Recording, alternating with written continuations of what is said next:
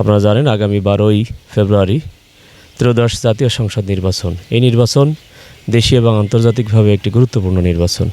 এই নির্বাচনে আগামী সংসদে কাদের নেতৃত্ব থাকবে, বাংলাদেশের স্বাধীনতা সার্বভৌমত্ব, বাংলাদেশ বিরোধী কোনো আধিপত্য শক্তি থাকবে নাকি বাংলাদেশের শক্তি থাকবে, সে বিষয়ে নির্ধারিত হবে। এজন্য সম্মানিত আলমডাঙ্গা উপজেলাবাসী, চুয়াডাঙ্গা 1 আসনের সম্মানিত সংসদ সদস্য পদপ্রার্থী আলমডাঙ্গার কৃতি সন্তান অ্যাডভোকেট মাসুদ পারভেজ রাসেলের নেতৃত্বে আগামীকাল 9 তারিখ বেলা 3 ঘটিকার সময় এটিএম মাঠ বা ফুটবল মাঠ নামে পরিচিত এই মাঠে এক ঐতিহাসিক নির্বাচনী জনসভা অনুষ্ঠিত হবে।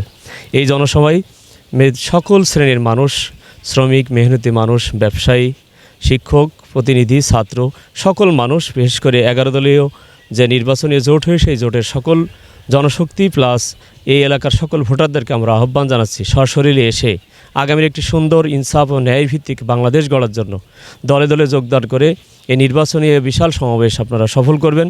সেই সাথে সাথে 12 তারিখে যেন আমরা একটি সুন্দর বাংলাদেশ গড়তে পারি, সুন্দর চুয়াডাঙ্গা গড়তে পারি, সুন্দর আলমডাঙ্গা গড়তে পারি। এজন্য আলমডাঙ্গা উপজেলা জামাতের পক্ষ থেকে আপনাদের সকলকে অভিনন্দন এবং আসার জন্য আপনাদেরকে দাওয়াত প্রদান করছি। সেই সাথে আপনাদের সকলকে ধন্যবাদ জানাচ্ছি।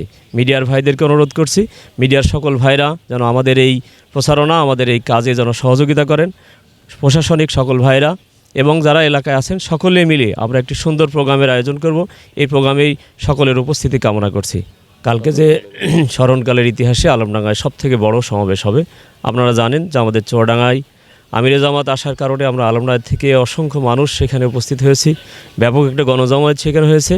তারই ধারাবাহিকতা আলমডাঙ্গাতে আমরা আগামীকাল একটি স্মরণকালের সবথেকে বড় ঐতিহাসিক নির্বাচনীয় সমাবেশ হবে।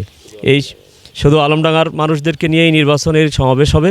আলমডাঙ্গা উপজেলার থেকে 15টা ইউনিয়ন থেকেই আমাদের 40 থেকে 50 হাজার মানুষের উপস্থিতি আমরা এখানে উপস্থিতি হবে ইনশাআল্লাহ। এবং এই ব্যাপারে আমাদের সকল কর্মীরা তৎপর, আমাদের সকল ভোটাররা আসার চেষ্টা করবে।